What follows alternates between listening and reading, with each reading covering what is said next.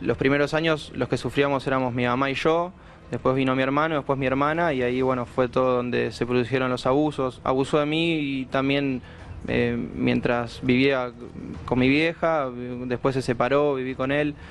Pero sí, es un caso en el cual ya hubo justicia, pero no lo detienen. Mi hermana, me acuerdo el día patente en el que mi vieja la llevó a La Plata, porque ella venía siempre de las visitas con él, con una vulvitis, o sea, con la vagina inflamada. Nada, ella siempre lo sospechó, fue para que lo vea una médica, lo cual la médica le dice que en su momento creo que mi mamá ya habló de esto judicialmente. La médica le dice, no, hasta que no venga con una gota de sangre en la vulva yo no voy a hacer ninguna denuncia, dijo la médica. A partir de eso se supo que iba a ser todo cuesta arriba, así que nada, obviamente denuncias, 1000 trabas judiciales debido a que mi papá es un tipo muy empoderado, mucha plata, y su padre, ahora fallecido, o sea, mi abuelo paterno, falleció unos meses, era un juez muy importante de Lomas de Zamora. Contaba con con protección. No, y con esto te vas a reír, y es muy, valga la redundancia, su hermana trabajaba en un juzgado de familia. O sea, para proteger a los hijos o chicos que están en nuestra situación, ella amparó a mi papá durante mucho tiempo. Nos metemos en un caso muy tremendo que conocimos en los últimos días. Quien hablaba es Santiago, en el programa de Mariana Fabiani el viernes. Lari, contanos quién es Santiago y en qué caso nos vamos a meter ahora. Claro, un testimonio muy fuerte que escuchábamos. ¿Por qué? Porque Santiago estaba hablando de su propio padre, ¿sí? Hablaba de Fernando Bustince, un hombre que está, escuchá, condenado. No estamos hablando de una denuncia que se conoce a partir de todo esto, una denuncia en las redes sociales, una denuncia en la justicia, sino alguien que tiene una condena, ¿sí? Esto 2014 lo condenaron a él por abusar al menos de 2 de sus hijos. Uno de ellos era bebé. Esto 2014, ¿y qué dijeron ese día los jueces? Que tenía que estar en libertad hasta que esa condena quedara firme. Está con nosotros la mamá de estos chicos a los que se refiere Lari, la mamá de Santiago, Fernanda Bertoncello. Gracias, Fernanda, por haber venido, por compartir este rato con nosotros. Contanos qué te pasa primero con todo esto. La situación es muy tremenda porque además de todo lo que tuviste que sufrir, hoy este hombre, tu expareja, está ejerciendo su profesión como lo hacía hasta antes de que todo esto ocurriera. Y en medio de esta situación en la que todos estos casos salen a la luz y se hacen conocidos, ¿cómo te sentís vos? En realidad me siento aliviada, porque veo a mis hijos aliviados, porque en toda esta historia, digamos, toda la parte anecdótica es como que uno ya la fue licuando, y como cuando uno hace un duelo de algún familiar querido, es una historia donde uno hace el duelo de la historia misma, de lo que uno sufre. Entonces empieza a ver las cosas de ahora para adelante. Y yo creo que esto es positivo y a mí me pone muy bien y me planta mucho mejor como mujer, como mamá, delante de mis hijos, porque hasta ahora es una familia, como Santi en algún momento dijo, que cuesta el ensamble. Además de que porque el papá se ocupó de rebajar mucho mi imagen de mamá. Entonces esto a mí me da mucha más firmeza en cuanto a las cosas que yo digo, a los consejos que puedo darle a mis hijos. Me planta mucho mejor como mujer y como mamá.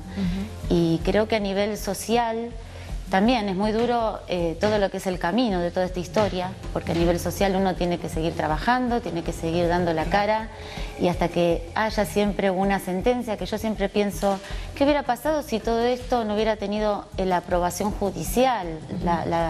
Digamos, lo que la gente busca como veracidad, que la justicia lo apruebe, ¿no? Ese es un dilema que habría que analizar desde otro aspecto por ahí filosófico más. Vos decís todo esto te hace sentir aliviada, y verlo a Santiago hablar así... Bueno, sáquenme al padre, eso sí. Claro, ver a Santiago convertido en un hombre, ¿no? Sí, que puede hablar de esto, se entiende que cuando se puede hablar es como que ya está y bueno, limpio por en dentro. realidad yo siempre me ocupé de eso, me ocupé... Si hay algo de que me ocupé, vos pensás que se abusaron de los chicos de Cata a partir de los 10 meses, de Martín el año y medio, o sea, eran 2 bebés. Y Santiago tenía 7, pero vienen de antes los abusos, según él está ahora declarando, que yo no era consciente. Entonces eran 3 niños y la verdad es que a esos chicos hubo que cuidarles su cabecita, porque mi preocupación mayor es que yo automáticamente me transpolaba a decir, bueno, ¿cómo será el futuro de estos chicos si eran chiquititos? Si estos chicos de ahora maman esta violencia, este maltrato, que en un momento yo todavía ni sospechaba el abuso, o lo sospechaba pero no quería creerlo, yo digo, me tengo que ocupar de ellos desde otro lugar. Entonces los empecé a hacer terapia. Están en terapia desde que tienen uso de razón y hasta el día de hoy. Y eso es lo que hizo que hoy vea a Santiago ahí y con orgullo pueda decir el sacrificio que implicó, porque fueron viajes de salir de trabajar a las 5 de la tarde, pasarlos a buscar por el colegio con permiso de salida para llevarlos a los psicólogos acá a Belgrano, los 2 más chicos haciendo toda una maratón hasta las 9 de la noche, donde recién volví a mi casa y el otro día otra vez a trabajar, y así todos los días. O sea, es un orgullo ver que pude, claro, y de mis hijos más que nada, ¿no? Porque ellos fueron un bloque, los 3 juntos, Fernanda, la justicia lo condenó por los abusos de los chicos, pero fuiste una víctima más. Obvio. La justicia ahí todavía tiene una deuda con vos, pero ¿qué fue lo que te hizo clic para decir, bueno, esto lo voy a denunciar en la justicia? Además de darles el acompañamiento a mis hijos, de llevarlos a un psicólogo y preservarles la cabecita, como decías recién, ¿cuál fue el clic para llevar esto a la justicia? En realidad yo venía sospechando lo del abuso, sobre todo de la nena, y fui varias veces al juzgado. En el juzgado es como que hacían oídos sordos, me trataban de enfriar, por decirlo de alguna manera. Mis abogados de ese momento también me enfriaban, me decían que no haga nada porque me podía ir mal, porque me podían sacar los chicos. ¿Tus abogados? Sí, los de ese momento, no el actual, ¿eh?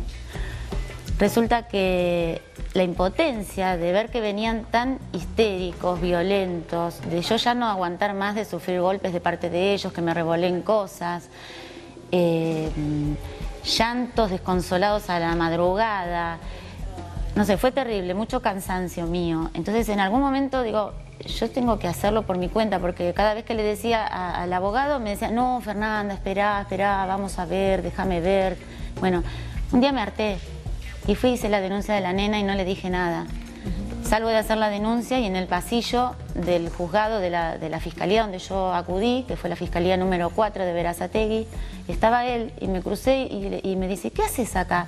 Yo le digo, vine a denunciar el abuso de Catalina porque anoche me vino golpeada y ya esto iba tomando más, digamos, más volumen, por decirlo de alguna manera, ¿no? Y más gravedad.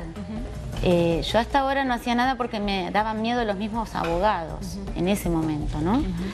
Y las mismas personas que trabajaban en el juzgado de familia me acusaban a mí de que le transmitía todo lo que los chicos decían. Me decían en audiencias extrajudiciales que yo les estaba metiendo cosas en la cabeza, que por culpa mía esos chicos iban a perder ese pobre padre.